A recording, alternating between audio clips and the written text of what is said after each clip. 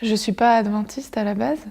Je suis née dans une famille athée, on va dire, même si la religion a toujours eu une place parce que j'ai été baptisée orthodoxe quand j'étais petite, parce que mon père est orthodoxe et j'ai grandi dans l'enseignement catholique, dans une école privée catholique avec les cours de religion, avec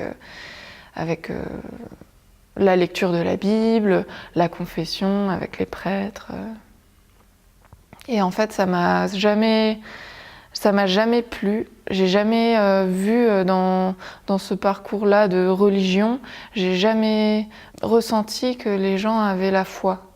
Donc j'ai toujours vu des hommes agir au nom de Dieu ou pour Dieu, etc. Mais comme s'ils n'avaient pas de conviction et qu'ils faisaient ça parce qu'ils font ça. Et du coup, je me suis même un peu remontée contre la religion et j'étais vraiment fermée à ce sujet. Et après, j'ai grandi avec mes parents, avec mon frère et ma sœur, à la campagne. J'ai eu une enfance que j'ai vraiment beaucoup aimée. Et à 12 ans, mes parents ont divorcé.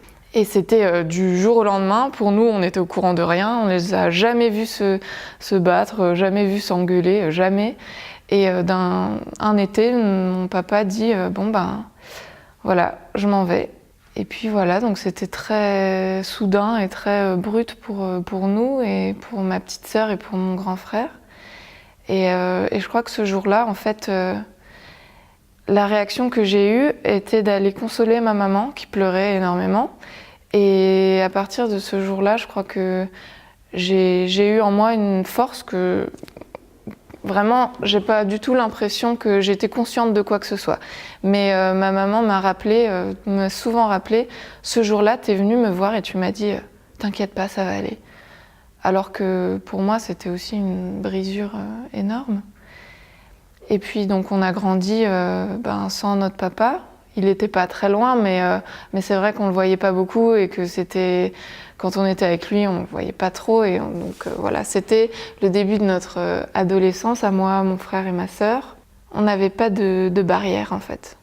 Et on a fait beaucoup de bêtises. Et on est allé dans le monde. Mon frère était un peu mon modèle, mon repère, parce que c'était lui mon grand frère. Et j'avais envie de le suivre partout où il allait. Et il sortait la nuit, il fumait, il buvait, il avait ses amis. Et moi, j'ai recherché là-dedans un espèce de chemin à suivre. Et c'est ce que j'ai fait. Donc à l'âge de 14 ans, je disais à ma maman que j'allais dormir chez une copine. Ma copine disait la même chose. Et puis je sortais la nuit, j'allais dans des soirées, musique électronique, beaucoup de monde, la drogue, l'alcool. Et je me suis même retrouvée à dormir dehors. Quand j'y repense, je me dis que c'était une folie, quoi. Mais j'ai commencé à sortir, à faire un peu la fête. Et en fait, Dieu m'a préservée énormément. Je m'en suis rendu compte bien plus tard. Parce que j'ai eu ce rythme de vie-là jusqu'à mes 20 ans, à peu près. Et j'étais en couple, j'habitais avec mon copain de l'époque, on fumait beaucoup, on était très légers, j'ai envie de dire, on était très insouciants. Voilà, on vivait notre vie, on se posait pas de questions de ce qu'on faisait, si c'était bien ou mal. On avait l'impression toujours d'être correct parce qu'on débordait pas trop, parce qu'on se mettait pas tellement en danger. Mais pourtant, en fait, on était en train de s'autodétruire, de fumer de l'herbe, faire la fête.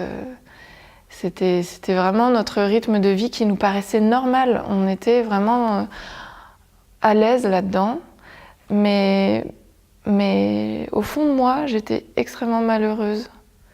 Et il s'est passé aussi plein de choses, du coup, des ruptures familiales. Au-delà de notre cocon, de mon père, ma mère, mon frère et ma sœur, il y a eu mes oncles, mes tantes, mes grands-parents. Il y a eu plein de choses qui ont ressurgi du passé, plein d'histoires familiales que tout le monde a en fait. Toutes les familles ont leur histoire. Mais là, c'était vraiment des choses lourdes qui m'ont énormément affectée. Et j'étais perdue, quoi. J'avais 20 ans. J'étais en train de faire mes études avec mon amoureux de l'époque, mes amis, mon cercle, mais je pleurais tous les jours et j'étais perdue. Et j'avais l'impression d'avoir une vie normale comme mes amis, mais au fond de moi, j'étais triste et j'étais vide. Et je savais pas ce que c'était. J'étais incapable de savoir comment combler ce vide. Et toujours très remontée en fait contre la religion. J'étais pas du tout intéressée par Dieu. Pour moi, c'était une supercherie. C'était vraiment parce que, pour moi, Dieu, c'était une secte. Les hommes de Dieu, c'était une secte. Des gens qui font des choses sans conviction et qui se réfugient dans des principes, dans des vêtements d'église, dans des chants. Et un jour, il y a au travail où j'étais serveuse dans un restaurant, il y a un homme qui est arrivé et qui est le chef de cuisine. Il venait de Lyon, il est arrivé à Strasbourg, c'était lui le chef de cuisine. Et il travaillait pas le samedi, parce qu'il faisait le sabbat. Ok, on sympathise, on travaille ensemble, et puis un jour je lui demande mais pourquoi tu fais le sabbat, t'es juif, qu'est-ce qui se passe? Et puis j'étais vraiment dans mon côté négatif, je lui ai dit franchement j'espère que t'es pas juif parce que pour moi les juifs ils sont un peu extrémistes, voilà. Et du coup on est rentré sur ce terrain de discussion où il m'a parlé de sa foi. Il m'a dit non, je suis pas juif, je suis chrétien. Je fais le sabbat parce que c'est le jour de mon Dieu. C'est l'Éternel, mon Dieu, a instauré ce jour. Et ça m'a paru... c'est la première fois en fait que je rencontrais un homme qui m'a dit non, c'est mon Dieu, c'est moi et mon Dieu. Et je le respecte pour lui. Et donc cet homme-là était dans une vie assez complexe aussi parce qu'il est né dans une famille adventiste, mais il a quitté un peu l'église, il vivait dans le monde. Et il est arrivé dans ce restaurant, on travaillait ensemble, mais il fréquentait un peu l'église, mais pas trop. Il était vraiment en recherche, il avait une amie qui ne croyait pas en Dieu, donc il était aussi beaucoup soumis à des épreuves par rapport à sa foi. Et en fait, Dieu nous a liés tous les deux. On a beaucoup discuté. Et en fait, il a vu en moi cette personne perdue qui était vide et qui avait besoin de Dieu. Moi, je ne savais pas que c'était de Dieu dont j'avais besoin. Mais lui, il le savait parce qu'il a grandi avec Dieu et Dieu lui a montré que ces gens du monde ont besoin de la lumière. Et lui qui était à la fois dans le monde, à la fois dans l'église et qui n'arrivait pas à se positionner vraiment, il a mis son Dieu à l'épreuve. Et il a dit, Dieu, fais un miracle dans ma vie. Je suis avec quelqu'un depuis 7 ans qui ne croit pas en Dieu. Je veux voir la conversion de quelqu'un. Lui, dans son coin, c'était sa prière. Et moi, je suis arrivée dans sa vie et je lui ai dit, je suis perdue. J'arrive à rien. Je pleure tous les jours, je suis perdue. Et il a prié pour moi. Et il m'a parlé, dès qu'on se voyait, il me parlait de Dieu. Il me raccompagnait le soir à minuit quand on finissait de travailler, il me raccompagnait chez moi et faisait que de me parler de Dieu avec un tel zèle. Mais il me parlait pas de Dieu en disant il faut que tu crois, il me racontait lui son témoignage d'homme en disant voilà, moi j'ai péché, j'ai fait du mal autour de moi, j'ai été mauvais, j'ai fait des choses terribles, mais mon Dieu m'a relevé. Et à chaque fois que j'étais seule, mon Dieu était avec moi. Et ça m'a beaucoup touchée. Parce que c'est vraiment cette foi-là, ce rapport-là entre soi-même et Dieu, il n'y a personne entre, il n'y a pas de prêtre, il n'y a pas d'homme, il n'y a pas d'église, il y a pas de...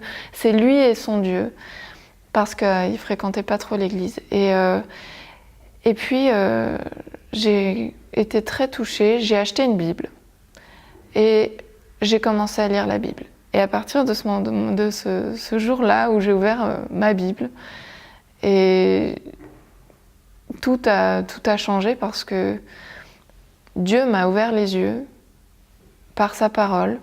Il m'a montré des versets dont j'avais besoin pour me rassurer, pour me dire mais regarde, tu as été retourné un peu contre l'Église, mais contre la religion. Regarde ce que c'est Dieu, regarde ce que je suis, regarde l'amour en fait que je peux t'apporter.